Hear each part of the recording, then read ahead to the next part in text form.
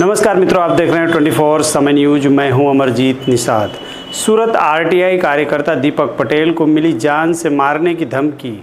दीपक पटेल ने आरटीआई कार्यकर्ता की टीम के साथ डीएम को दिया ज्ञापन।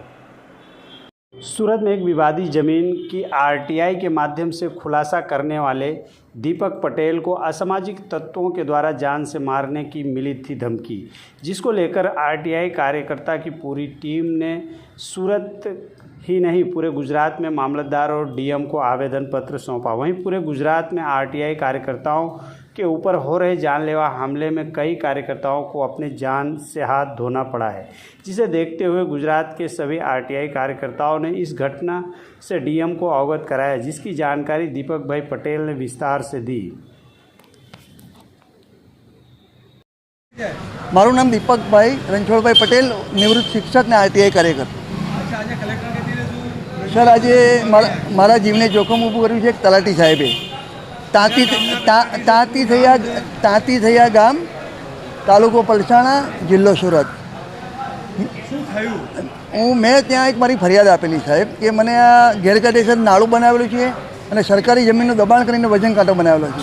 ફરિયાદનો કોઈ નિકાલ ના આવ્યો એટલે મેં આરટીઆઈ કરી। આરટીઆઈનો એક દોઢ મહિનાથી જવાબ નહીં એટલે મેં અપીલ કરી। અપીલમાં મારી ફેવરમાં જજમેન્ટ આવ્યું અને એમ કહેવામાં આવ્યું કે ભાઈ એને 200 પાના સુધી બધું માહિતી મફત આપો। એટલે તલાટી સાહેબે મને બોલાવ્યો એમની ચેમ્બરમાં 2 કાગળ લખીને। તો હું ગયો। હું જાઉં એટલે એમની ચેમ્બરમાં પ્રવેશું ત્યારે બધા માણસો એમને બેસાડી રાખેલા અને સાહેબ મારી સાથે ઇન્કવાયરી કરતા હતા। એટલે જે લોકો બેઠેલા અજાણ્યા માણસો એણે મને કહ્યું આ ચાંટિયા ભાંગી નાખી, સુરતથી અહીંયા શા માટે આવ્યો છે, ફરિયાદો શા માટે કરે છે। એટલે ત્યાંથી હું સમય સૂચકતા વાપરીને ભાગ્યો, 100 નંબર પર ફોન કર્યો અને મને જે સલાહ મળી એ મુજબ મેં વડોદરા જીઆઈડીસી પોલીસ સ્ટેશનમાં મારી રાઇટિંગમાં ફરિયાદ આપી। કોઈ ન્યાય ના મળ્યો એટલે એસપી સાહેબને મળ્યો, આપણે જોઈસર સાહેબને। જોઈસર સાહેબે મને તાત્કાલિક વડોદરા મોકલ્યો।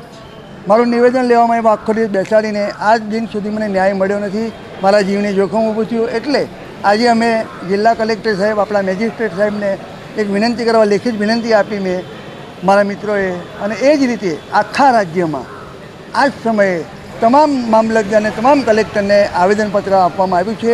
એમાં વિનંતી કરવામાં આવી છે કે આરટીઆઈ કાર્યકરો જે પોતાના જોખમે આ ભ્રષ્ટાચાર કૌભાંડ ઉજાગર કરે છે એમને રક્ષણ આપવું જોઈએ। અને મારી ફરિયાદ 18 તારીખે સર 18 તારીખે બનાવ બનેલો, આજ સુધી એફઆઈઆર દાખલ નથી।